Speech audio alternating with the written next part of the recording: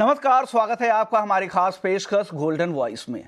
यहाँ पर हम देश के दिग्गज फंड मैनेजर से आपको राय सुनवाएं कि गोल्ड और सिल्वर में आपको क्या करना चाहिए, किस तरह की राय उनकी बन रही है, लंबी अवधि में उनको क्या लग रहा है। हमने मीरे एसेट इन्वेस्टमेंट मैनेजर्स इंडिया के सिद्धार्थ श्रीवास्तव से, निपॉन इंडिया म्यूचुअल फंड के विक्रम धवन से और साथ ही चिंतन हरिया जो आईसीसी प्रूडेंशियल से हैं और ईटीएफ प्रोडक्ट्स को वहां पे संभालते हैं, गोल्ड फंड्स को संभालते हैं, उनसे बातचीत की। और साथ ही हमने दो ज्वेलर्स से भी बात की है। एक रोकड़े ज्वेलर्स राजेश रोकड़े जो वाइस चेयरमैन भी है जीजेसी के, और साथ ही राहुल मेहता जो सिल्वर एम्पोरियम के एमडी है। उनसे भी हमने गोल्ड सिल्वर को लेकर उनकी राय जाननी चाहिए। लंबी अवधि को लेकर इन एक्सपर्ट्स की क्या राय है गोल्ड सिल्वर पे, वो क्यों यहां पर निवेश की सलाह दे रहे हैं और गोल्ड और सिल्वर के किस विकल्प में उनको ज्यादा फायदा दिख रहा है, तमाम मुद्दे पर उनसे बातचीत की। आइए एक एक करके वो इंटरव्यू हम आपको सुनवा देते हैं। हमारे साथ खास बातचीत के लिए मौजूद है विक्रम धवन, फंड मैनेजर हैं निपॉन इंडिया म्यूचुअल फंड के साथ। सर, हमसे बात करने के लिए बहुत बहुत शुक्रिया। आपसे यही समझना चाहेंगे सर, अब ईटीएफ के अंदर जो है हम देख रहे हैं, गोल्ड ईटीएफ की बात करें तो वॉलेटिलिटी दिख रही है, तो वहां पर अब क्या स्ट्रेटजी है आप अपना रहे हैं जिससे जो आपके इन्वेस्टर्स हैं उनको रिटर्न अच्छे मिले? देखिए, वॉलेटिलिटी जो है वो गोल्ड में जो हिस्टोरिक वॉलेटिलिटी है वो स्टॉक मार्केट से काफी कम रहती है। अगर आप लॉन्ग टर्म वॉलेटिलिटी देखें गोल्ड की तो काफी कम रहती है।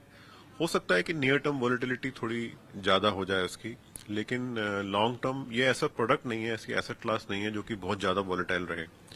और रही बात वॉलेटिलिटी की, अगर आपके ईटीएफ काउंटर में लिक्विडिटी बरकरार रहती है, चाहे वॉलेटाइल मार्केट हो या स्टडी मार्केट हो, तो निवेशकों के लिए ये एक अच्छी चीज है। वो चाहे उनको बाइंग करनी हो या सेलिंग करनी हो, उनको एंट्री करनी हो, एग्जिट करनी हो, अगर वॉलेटिलिटी हो रही है और लिक्विडिटी बरकरार है तो ये this is something which is good for them. और सर, अभी हमने देखा है कि सरकार के द्वारा इंपोर्ट ड्यूटी में कटौती की गई है, तो इससे आपको क्या लगता है डिमांड आउटलुक कितना चेंज होगा? देखिए, कहीं ना कहीं जो प्रेस रिपोर्ट्स हम पढ़ रहे थे उसमें दिख रहा था कि कहीं ना कहीं ग्रे मार्केट बहुत ज्यादा बढ़ता जा रहा है गोल्ड का, जो कि देश की इकोनॉमी के लिए अच्छा नहीं है और देश के लिए लॉ एंड ऑर्डर के लिए भी अच्छा नहीं। कहीं ना कहीं आप एक अपॉर्चुनिटी क्रिएट हो चुकी थी जिसमें ये स्मगलिंग कह लीजिए, ये ग्रे मार्केट काफी बढ़ता जा रहा था। तो ये बहुत अच्छा तरीका था। अगर आपने ड्यूटी कम कर दी है तो एक तरीके से आपने स्मगलर से इंसेंटिव ले लिया है।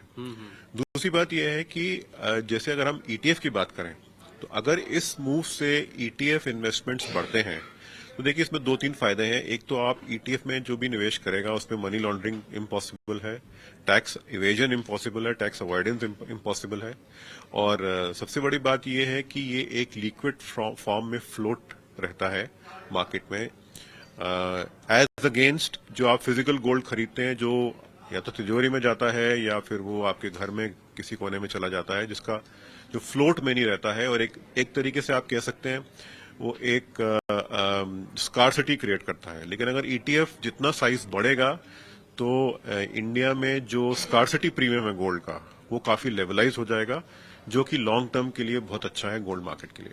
अच्छा, तो लॉन्ग टर्म की बात करी तो सर, अब वो गोल्ड मार्केट का हम अगले एक साल का किस तरह का आप आउटलुक देख रहे हैं?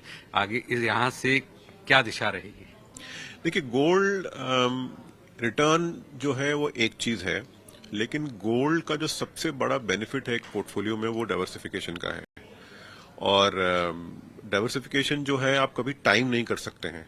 आप कभी ये प्रिडिक्ट करना बहुत मुश्किल है कि कब इक्विटी मार्केट का पीक होगा, कब बॉन्ड मार्केट का पीक होगा, कब ग्लोबल इकोनॉमी का पीक होगा। ये अगर आपको ये शक्ति है तो फिर आपको किसी भी चीज में इन्वेस्ट करने की जरूरत नहीं है, आप तो जाके सिर्फ ट्रेडिंग करिए। लेकिन वो ऐसा होता नहीं है। बड़े से बड़े फंड मैनेजर और बड़े से बड़े दिग्गज जो है वो मिस टाइम कर देते हैं। तो पोर्टफोलियो डाइवर्सिफिकेशन का जो रीजन इसलिए है कि आप मार्केट को टाइम ना करें। जैसे जैसे आपके पोर्टफोलियो में इन्वेस्टमेंट्स बढ़ रही हैं, रिस्क बढ़ रहा है, उसको आप किसी इंस्ट्रूमेंट के साथ डाइवर्सिफाई करिए, हेज करिए, जिसमें सोना जो है, गोल्ड ईटीएफ है, एक बहुत अच्छा विकल्प है। लेकिन सर, हम देखें कि जो एक्सटर्नल फैक्टर्स भी है, जियो पॉलिटिकल फैक्टर्स है, फिर फेड अब रेट कट करने जा रहा है, 25 बेसिस पॉइंट होगा, 50 बेसिस पॉइंट होगा, और इसके अलावा घरेलू रीजन, इन सब को देखते हुए आपको क्या लग रहा है? देखिए, गोल्ड हजारों साल से है। आप जो भी सिक्योरिटी इतनी पुरानी है, इतनी इतनी प्रिस्टीन और एंशियंट है, उसमें 1 या 2 साल का व्यू लेना ठीक नहीं है। आपको बहुत लॉन्ग टर्म व्यू लेना पड़ेगा इसमें। आपको इस तरीके से देखना चाहिए कि क्या आप समझते हैं कि आपका पोर्टफोलियो जो है या आपका जो पर्सनल जो भी है सिचुएशन है, उसमें रिस्क बढ़ रहे हैं या कम हो रहे हैं। अगर आप ये फील करते हैं कि आप रिस्क बढ़ रहे हैं, तो उसमें एक सोना और गोल्ड ईटीएफ एक विकल्प है। और जैसे मैंने बोला कि ये आपके पोर्टफोलियो, आपके लाइफ से टाइमिंग निकाल देता है, क्योंकि मुसीबत कभी भी आपको पहले बता के नहीं आती है। तो अगर बहुत जल्द चेंज होता है, नेगेटिव चेंज होता है ग्लोबल इकोनॉमी में, मार्केट्स में, या कहीं किसी तरह का कोई इकोनॉमिक या मार्केट भूकंप आता है वर्ल्ड में, तो उस सिचुएशन में आपके पास एक एसेट क्लास ऐसा रहेगा जो कि एब्सोल्युटली लिक्विड है किसी भी फॉर्म में। ईटीएफ के फॉर्म में तो बहुत लिक्विड है, और जिसको आप यूज कर सकते हैं अपने इमरजेंसी के लिए और अपने आप को इंश्योर करने के लिए। तो आखिरी में मैं आपसे समझना चाहूंगा हमारे दर्शकों के लिए कि सर, ईटीएफ निवेश और फिजिकल गोल्ड बाइंग में मुख्य अंतर क्या रह रहा है आजकल? देखिए, ईटीएफ, गोल्ड और सिल्वर ईटीएफ जो है, वो मेरे हिसाब से इस सेंचुरी के सबसे अच्छे आविष्कार रहे हैं फाइनेंशियल सेक्टर के। क्यों?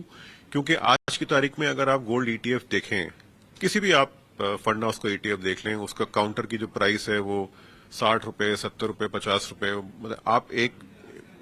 मतलब मिनिमम अमाउंट जो है वो 100 रुपए से कम का यूनिट खरीद सकते हैं आज की तारीख में। सिल्वर का भी यही है। और वो यूनिट खरीदने में आपको जो लिक्विडिटी मिलती है वो होलसेल मार्केट की मिलती है। अगर आज की तारीख में अगर आप 1 ग्राम गोल्ड खरीदेंगे फिजिकल मार्केट में जाके, बाजार में जाके, तो उसमें आपको बहुत ज्यादा इम्पैक्ट कॉस्ट आएगी, क्योंकि उसमें मेकिंग चार्जेस है, फाइनेंसिंग चार्जेस है। जो आपको 1 ग्राम गोल्ड दे रहा है उसके अपने खर्चे भी काफी हैं। तो उसमें जो इम्पैक्ट कॉस्ट जिसको बोलते हैं, बाइंग सेलिंग के बीच में जो गैप रहता है, वो काफी हाई होती है। लेकिन अगर आप ईटीएफ की बात करें, तो चाहे आप 1 यूनिट खरीदें या 1 करोड़ यूनिट खरीदें, उसमें जो इम्पैक्ट कॉस्ट है वो काफी कम रहती है। तो मेरे हिसाब से ये एक ऐसा एक ऐसा आविष्कार है फाइनेंशियल सेक्टर का, जिसमें आप छोटी से छोटी क्वांटिटी खरीद सकते हैं गोल्ड और सिल्वर की, और आपको जो रेट्स हैं वो होलसेल मार्केट के मिलेंगे। प्लस दूसरी बात यह है कि ये म्यूचुअल फंड के इकोसिस्टम के दायरे में है, सेबी रेगुलेटेड है, तो आपको सेफ्टी, सिक्योरिटी, कन्वीनियंस सब मिलती है। हमारे साथ चांदी पर बातचीत करने के लिए आज बेहद ही खास मेहमान है, चिंतन हरिया है, आईसीआईसी प्रूडेंशियल एएमसी से। शुक्रिया सर, आपने वक्त दिया। सबसे पहले चांदी के फंडामेंटल्स बताइए सर, किस तरह से चीजें बदल रही है, क्या डिमांड सप्लाई का सिनेरियो है, और आने वाला समय चांदी के लिए कैसा रहने वाला है? तो अगर हम देखें पिछले 4-5 सालों से सोलार, कम्युनिकेशन टेक्नोलॉजी, ईवी इत्यादि के कारण जो चांदी की डिमांड है वो तो बढ़ रही है, पर चांदी की सप्लाई पिछले 4 सालों से नहीं बढ़ी है। उसके कारण 4 सालों से जो डिमांड है चांदी की वो सप्लाई से ज्यादा है, और इस साल जो डिमांड का एक्सपेक्टेशन है और जो सप्लाई है उसमें सबसे बड़ा डेफिसिट है। आमतौर पर ऐसा देखा जाता है, अगर 4 साल किसी कमोडिटी में डेफिसिट होता है तो कमोडिटी की जो चाल है प्राइसेस की, वो काफी तेज गति से बढ़ सकती है। और आज निवेशकों के पास एक ऑप्शन है कि 2022 में हमने सिल्वर ईटीएफ लाया था, उसमें वो निवेश करके इस गति का फायदा उठा सकते हैं। ओके सर, गोल्ड को लेकर क्या लग रहा है? जिस तरह से चीजें बदल रही है, सारे फंडामेंटल्स गोल्ड को सपोर्ट कर रहे हैं, तो गोल्ड में कितनी तेजी यहां से और आपको दिख रही है? और घरेलू बाजार में क्या 80,000 रुपए तक की उम्मीद जो लोग कर रहे हैं, क्या वो पॉसिबल लग रहा है आपको सालांत तक? तो प्राइस का फोरकास्ट करना तो बहुत ही मुश्किल है, पर ये चीज हमें ध्यान रखनी है कि 2011 में जो हाई अंतर्राष्ट्रीय बाजार में हुआ था $2000 का प्रति आउंस गोल्ड का, वो 2022-23 में देखा गया है क्रॉस होते हुए, और उसके बाद आज $2500 के आसपास सोने के भाव है। तो जितना जितना वॉलेटिलिटी और अंतर्राष्ट्रीय बाजार में एक तनाव का माहौल बनता है, गोल्ड की तरफ लोगों का रुझान बनेगा। और एक चीज हमें ये भी ध्यान रखनी है कि 2011 से 2024 ये जो 13 साल रहे हैं, अंतर्राष्ट्रीय बाजार में इक्विटी मार्केट में बहुत पैसा बना है, अमेरिका हो, इंडिया हो। तो इतना पैसा बनने के बाद कुछ पैसा इक्विटी से अगर गोल्ड की तरफ रुझान करता है तो भी उसमें गोल्ड में बड़ा फायदा होता है। तो मुद्रास्फीति की दर भी बढ़ने की आशा है। अगर हम देखें कि चाइना और अमेरिका में अगर थोड़ी तेजी आनी है। और आमतौर पर जब मुद्रास्फीति की दर बढ़ती है तो कमोडिटीज में एक तेजी का रुझान आता है। तो ये सभी मुद्दों को नजर रखते हुए मुझे ऐसा लग रहा है कि गोल्ड एक सेफ हेवन इन्वेस्टमेंट, जहां पर पिछले 11-12 सालों से ज्यादा इन्वेस्टमेंट नहीं हुआ, वहां पर निवेश बढ़ेगा और यहाँ पर निवेश बढ़ने के कारण इसके जो दाम है वो आगे जाकर बढ़ सकते हैं as a safe haven investment भी। ओके सर, गोल्ड ईटीएफ और सिल्वर ईटीएफ किस तरह का इन्फ्लो अभी दिख रहा है? पिछले कुछ समय से अगर तुलना करें तो बीच में बहुत सुस्ती दिख रही थी, लेकिन अब वापस से ट्रैक्शन दिख रहा है। वो कुछ डेटा अगर शेयर करें गोल्ड ईटीएफ सिल्वर ईटीएफ के घरेलू बाजार में इन्फ्लो को लेके। अगर हम देखें तो इक्विटी मार्केट के मुकाबले बहुत ही कम आज इक्विटी मार्केट में अगर हम देखें तो 23,500 रुपए तो सिर्फ एसआईपी के द्वारा आ रहे हैं। गए महीने उदाहरण के तौर पर जुलाई अगस्त के महीने में करीबन 35,000 करोड़ रुपए आए इक्विटी बाजार में, म्यूचुअल फंड्स में। और आज अगर हम टोटल एयूएम देखें गोल्ड ईटीएफ का तो 35,000 करोड़ के आसपास है। तो आप समझ सकते हो कि अभी भी गोल्ड में इन्वेस्टमेंट बहुत ही कम हो रहा है। सिल्वर तो क्योंकि नया एसेट क्लास है, 2 साल पहले 2.5 साल पहले आया, तो वहां पर आज टोटल एसेट्स कुछ 5 या 7,000 करोड़ ही है, काफी छोटा है। पर हमारा ऐसा 9,000 के आसपास है, पर हमारा ऐसा मानना है कि ये स्लोली बढ़ेगा। ये दोनों एसेट क्लासेस नए हैं और आज सभी का रुझान इक्विटी की तरफ है। सबको आईपीओ में पैसा लगाना है, सबको इक्विटी में निवेश करना है। तो ये अच्छा है भारत के लिए कि फाइनेंशियलाइजेशन हो रहा है और इस फाइनेंशियलाइजेशन के दौर में म्यूचुअल फंड्स ने एक अपना इक्विटी में तो दबदबा बना लिया है। गोल्ड और सिल्वर में भी अगर हम और आप कोशिश करते रहेंगे, हम आपको शुक्रिया देना चाहेंगे, आपने इतना बढ़िया महाकुंभ किया, तो हम गोल्ड और सिल्वर में भी लोगों का जो रुझान है वो बढ़ते देखेंगे। खास तौर पर उनका परफॉर्मेंस अगर अच्छा होगा प्राइस का तो और भी हम उसमें इन्वेस्टमेंट देख सकते हैं। बिल्कुल, लोग कहते कि गोल्ड में नो ब्रेनर है, आप लॉन्ग टर्म में आपके पैसे बनेंगे ही नहीं। तो आपको क्या लग रहा है कि एक्सचेंज ट्रेडेड फंड सबसे बढ़िया जरिया है अगर इन्वेस्टमेंट को आपको मल्टीप्लायर इफेक्ट देना है या स्थिरता देनी है पोर्टफोलियो के लिए? तो हमारा ऐसे हमेशा से मानना है कि एसेट एलोकेशन जरूरी है। कोई भी चीज बहुत बढ़िया या बहुत खराब तब होती है जब आप शॉर्ट टर्म में देखते हो। अगर लॉन्ग टर्म की बात करें वेल्थ क्रिएशन की, तो इक्विटी भी आपके पोर्टफोलियो में होना चाहिए, गोल्ड भी होना चाहिए, सिल्वर भी होना चाहिए, फिक्स्ड इनकम भी होना चाहिए, रियल एस्टेट इन्वेस्टमेंट ट्रस्ट भी होना चाहिए। तो सभी चीज आपके पोर्टफोलियो में जरूर होनी चाहिए।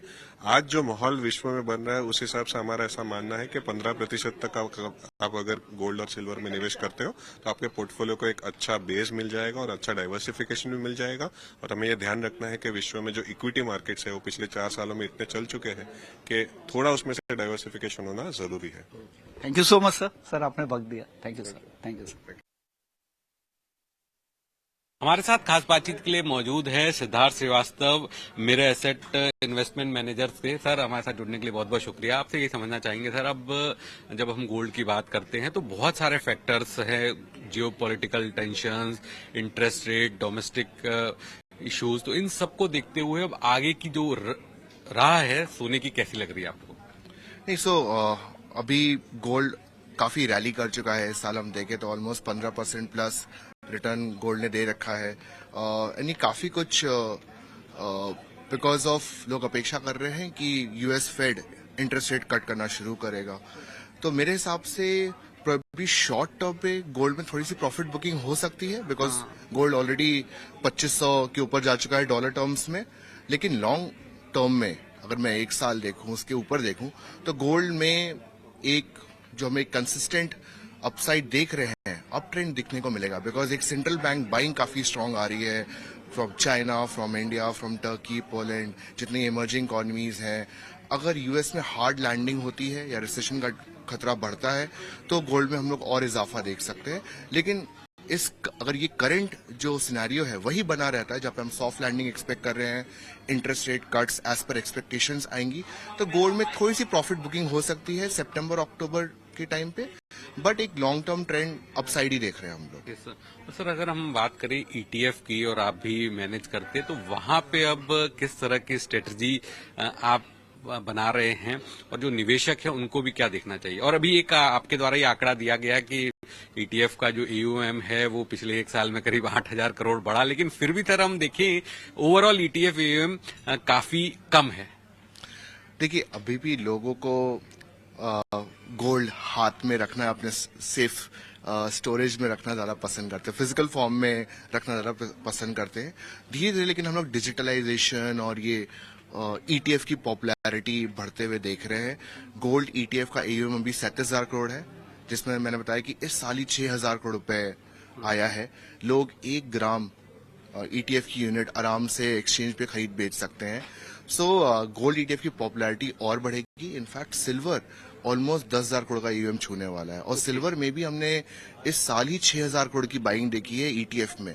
सो सिल्वर ETF और गोल्ड ETF दोनों मुझे लगता है EUM में काफी इजाफा होगा, स्पेशली जब शायद SGB एज एन ऑप्शन आगे ना आए, एक उसके ऊपर भी थोड़ा सा क्वेश्चन मार्क है। तो ETF की पॉपुलैरिटी बढ़ेगी एंड निवेशक को गोल्ड ETF को as a wealth creation option, जहां पे रिटर्न्स बन सकते हैं, एंड साथ ही साथ हेजिंग ऑप्शन की तरह देखना चाहिए, क्योंकि पिछले 3 साल में निफ्टी ने 15.2% रिटर्न दिया है एंड गोल्ड ने 15% रिटर्न दिया है। मतलब बराबर रिटर्न। लेकिन सर जो नॉर्मल निवेशक है, क्योंकि अभी जागरूकता की कमी है और उस पर और ज्यादा काम करने की जरूरत है, तो जो फिजिकल गोल्ड है या फिर SGB है, सॉवरेन गोल्ड बॉन्ड है और गोल्ड ETF में है, उसमें किस तरह से रिटर्न में डिफरेंस रहता है और लोग उसे ETF की तरफ जैसे ज्यादा शिफ्ट हो सकते हैं?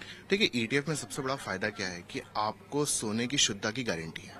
जो भी ETF का जो अंडरलाइन होता है वो LBMA सर्टिफाइड 9951 kg गोल्ड बार होता है, जो कि हम लोग एक वोल्ट में एज उसको डिपॉजिट करके रखते हैं। तो वो एक काफी जो एक सिक्योरिटी रिस्क होता है वो चला जाता है, एंड साथ ही साथ बहुत लिक्विड है। अगर आपको आज 100 ग्राम सोना बेचना है या 50 ग्राम या 10 ग्राम, आप उसको ETF के फॉर्म में खरीद बेच सकते हैं। एंड साथ ही साथ from a taxation point of view, ETF में भी लॉन्ग टर्म कैपिटल गेन्स 1 साल के बाद ही अप्लाई होना शुरू हो जाता है। तो 1 साल के बाद ही आपका टैक्सेशन 12.5% का हो जाता है। तो काफी अट्रैक्टिव है सोने में निवेश करने के लिए गोल्ड ETF। ओके। और इस साल की अगर हम बात करें तो अब फेस्टिव सीजन की शुरुआत होगी, तो डिमांड आउटलुक आप किस तरह का देख रहे हैं सर? नहीं, तो ये जो ड्यूटी कट हुई है उससे डिमांड तो काफी इजाफा देख रहे हैं हम लोग गोल्ड में। सो डिमांड तो generally we are expecting to be much higher इसमें आपके दिवाली तक के पीरियड में। उसका गोल्ड के प्राइस पे कितना प्रभाव आता है वो थोड़ा ध्यान में रखना पड़ेगा, बिकॉज अगर कोई टैक्टिकल प्ले कर रहा है ETF में, अगर टैक्टिकल गोल्ड की प्राइस को कैप्चर करने की कोशिश कर रहा है, तो थोड़ा इस समय इफेक्ट जो इस हफ्ते ही US फेड की पॉलिसी आने वाली है उससे काफी इम्पैक्ट हो सकता है, एंड साथ में जो US के नंबर्स आने वाले हैं उससे भी काफी इम्पैक्ट हो सकता है। तो अगर आप 1-2 महीने की प्राइसिंग के बेसिस पे निवेश करना चाहते हैं टैक्टिकली, तो फिर थोड़ा सा खरीदारी के साथ साथ US से जो भी नंबर्स आ रहे हैं उस पे उसको ध्यान में रखने की जरूरत है। हमसे बात करने के लिए बहुत बहुत शुक्रिया सर। Thank you. हमारे साथ खास बातचीत के लिए मौजूद है GJC के वाइस चेयरमैन राजेश कोकड़ी। हाँ सर, सबसे पहले आपसे ये समझना चाहूंगा, गोल्ड की बात कर रहे हैं हम, वॉलिटिलिटी लिखी है, लेकिन आगे चल के कितनी तेजी दिख रही है आपको? किस तरह का रेंज देख रहे हैं? अब हम दिवाली और दिवाली के बाद की बात करें तो देखिए, गोल्ड का अगर पिछला इतिहास देखें आप 100 साल का, तो गोल्ड ऑलवेज ऐसा ही रहा है, कुछ नया नहीं है। और आने वाले दिनों में गोल्ड और नए कीर्तिमान बनाने वाला है। जिस तरीके से $2550 का जो एक बेंचमार्क था वो जिससे तोड़ दिया है, तो नया बेंचमार्क इसका बन रहा है $2750 और $3000 तक के ये जाने की पूरी संभावना। और केवल एक कारण नहीं है, गोल्ड को बहुत सारी चीजें सपोर्ट करती है। जैसे आप देखिए, जियोपॉलिटिकल इश्यूज ऑलवेज कहीं ना कहीं चलते रहते हैं पूरी दुनिया में।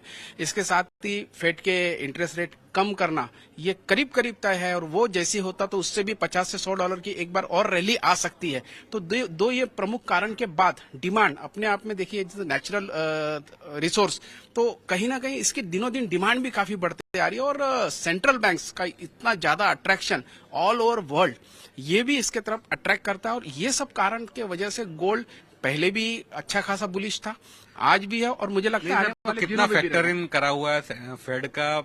0.25% या 0.50%, दोनों में कितना असर रह सकता है? मतलब दोनों को अगर आप फैक्टर इन करें तो 0.25 मिनिमम उनको कट करना ही है, और 0.50 का पूरा माहौल दिख रहा है। और शायद जिस तरीके से इंडिकेशंस दिया है, तो अगले 6 या 8 महीने में कम से कम 2 से 3 बार रेट कट की करीब संभावना बन रही है।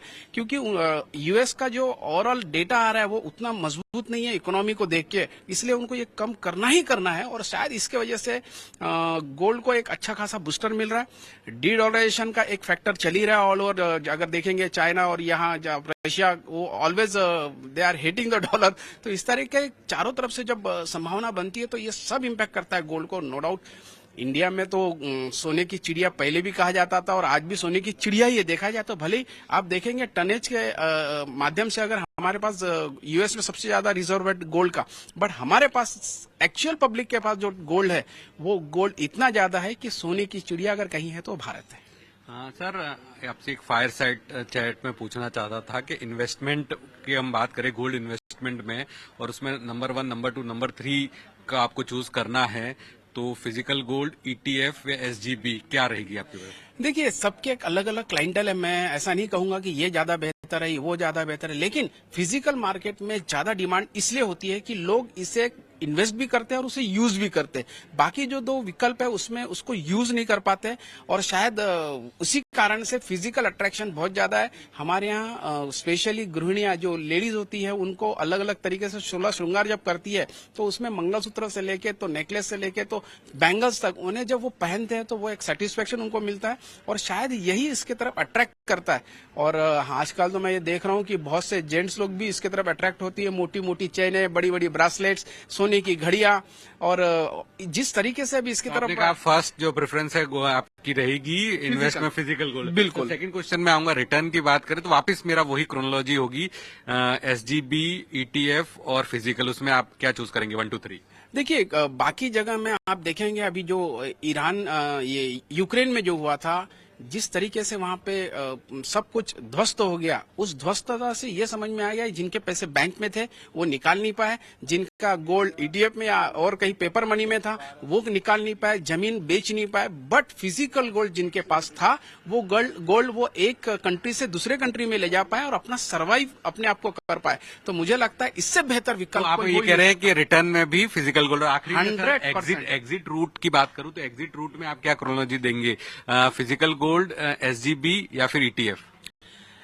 देखिए मैं तो फिजिकल मार्केट में ऑलवेज बिलीव करता हूं, क्योंकि मैंने कहा है कि उसे फील करना होता है, उसे यूज करना होता है और इन्वेस्ट भी हो जाता है। एक तरह से हमारे बुजुर्गों ने जो एक एसआईपी का प्लान बनाया लाखों साल पहले, हजारों साल पहले, तो वो एक तरीका आज हम लोग एसआईपी की नाम सुनते हैं, बट एसआईपी आज से नहीं है, बहुत सालों से हमारे पूर्वजों ने, बुजुर्गों ने बना के रखा है कि इस तरीके से इसे इन्वेस्ट किया जाए, और शायद इससे बेहतर तरीका, नेचुरल तरीका और कुछ नहीं हो सकता है। और यही मैं कहूंगा कि this is the best option for the invest in the gold. हमसे बात करने के लिए शुक्रिया sir. Thank you very much. Gold silver में गजब की तेजी चल रही है और जो इतने फंडामेंटल्स है वो भी सिल्वर को काफी सपोर्ट कर रहे हैं। ऐसे में हम बात करने के लिए हमारे साथ है सिल्वर एम्पोरियम के एमडी राहुल मेहता। शुक्रिया राहुल जी, आपने वक्त दिया। सर क्या लग रहा है चांदी में कितनी तेजी आपको यहाँ से और दिख रही है? जी, चांदी में ये साल में मुझे लगता है 1 लाख रुपए से लेकर 1.25 लाख रुपए तक चांदी आ सकती है, मगर एक बहुत इंपॉर्टेंट फैक्टर है कि आप किन स्तरों पे इन्वेस्ट कर रहे हो। ये स्तरों पे आप 20% इन्वेस्ट कर सकते हो और रुकिए कि बाप दम नीचे आए तब आप और इन्वेस्ट करिए। ओके सर, 1.5 लाख रुपए तक चांदी कब तक हो सकती है? कोई बॉल पार्क फिगर 2 साल, 1.5 साल, 1 साल? काफी कुछ एक्सटर्नल फैक्टर्स डिपेंड करते हैं कि चांदी कैसी होगी। अपन काफी लोग बात करते हैं कि चाइना की इंडस्ट्रियल ग्रोथ, मगर आज इंडिया की ग्रोथ की स्टोरी अपन बात करें तो उससे भी चांदी में काफी एक्सप्लोजन आ सकता है। इंडिया की जो रिन्यूएबल एनर्जीज का जो फोकस चल रहा है, जहाँ पे चांदी का कंजप्शन बहुत ज्यादा है, तो बहुत कुछ फैक्टर्स है जिसके कारण चांदी के प्राइसेस बढ़ सकते हैं। और आप 1.5 लाख की बात कर रहे हैं, मैं तो जाके आगे 3 लाख भी हो सकता है, कोई भरोसा नहीं, मगर कब होएगा किसी को नहीं मालूम। ओके सर, अभी के जो डिमांड सप्लाई का जो सिनेरियो वो किस तरह का है चांदी में, कैसे चीजें बदल रही हैं? चांदी में कंजम्पशन देखने जाए तो बर्तनों का कंजम्पशन, गिफ्टिंग का कंजम्पशन, जैसे जैसे चांदी की प्राइसेस बढ़ रहे हैं वैसे वैसे कंजम्पशन भी बढ़ रहा है। लोगों के चांदी के प्रति लोगों का उत्साह भी बढ़ रहा है, हर ओकेजन चांदी लेके खरीदना चाहते हैं, और वो ये सब कारण से चांदी आज इंडिया का सबसे बड़ा, वर्ल्ड का सबसे बड़ा मार्केट, कंजम्पशन मार्केट इंडिया हो गया है बर्तन और सिल्वर की ज्वेलरी के लिए। तो ये डिमांड कंसिस्टेंटली इंक्रीज हो रही है। काफी ज्वेलर्स के अंदर लोगों ये देखा जा रहा है कि वो इंडिविजुअल स्टैंडर्ड चांदी के स्टोर खोलना चाहते हैं। वो क्यों करना चाहते हैं? क्योंकि फिजिकल रिटेल कंज्यूमर जो आ रहा है वो चांदी के अलग एक्सक्लूसिव स्टोर में जाना चाहता है जहाँ पे उसको पूरा कलेक्शन देखे। तो ये सब ओवरऑल देखने जाए तो चांदी में काफी ग्रोथ है, इंडस्ट्री में काफी ग्रोथ है, कंजम्पशन में काफी ग्रोथ है। ओके सर, चांदी के जो इन्वेस्टर्स हैं उनके लिए क्या सलाह, कैसे खरीदारी करे? ट्रांचेज में करे, एसआईपी के जरिए करे, छोटे छोटे बार्स वगैरह के जरिए करे, कैसे खरीदारी करेंगे, क्या सलाह देंगे उनको? अगर चांदी अगर आप लॉन्ग टर्म इन्वेस्टर हो और आप फाइनेंशियल मार्केट समझते हो तो ईटीएफ सबसे अच्छा विकल्प है।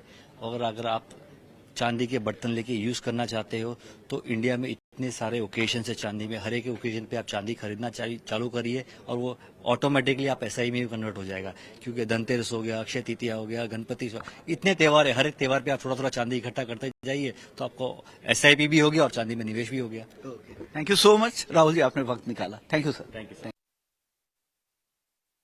तो आपने सुना इन दिग्गजों की कि गोल्ड को लेकर आपको क्या करने की सलाह है। भले ही विकल्प कई हों, लेकिन जितने भी एक्सपर्ट्स थे सभी लंबी अवधि में यहां पर गोल्ड और सिल्वर में बुलिश नजर आ रहे हैं। चाहे वो सोना हो या चांदी हो, उनको लग रहा है कि अगर आपका नजरिया लंबी अवधि का है तो आपको नुकसान नहीं होगा। शॉर्ट टर्म में थोड़ी बहुत मुनाफा वसूली जरूर दिख सकती है, लेकिन आगे इनको बड़ी तेजी की उम्मीद लग रही है। तो इसी नोट के साथ इस खास पेशकश को यहीं समेटते हैं, लेकिन बाकी खबरों के लिए आप बने रहिए हमारे साथ। नमस्कार।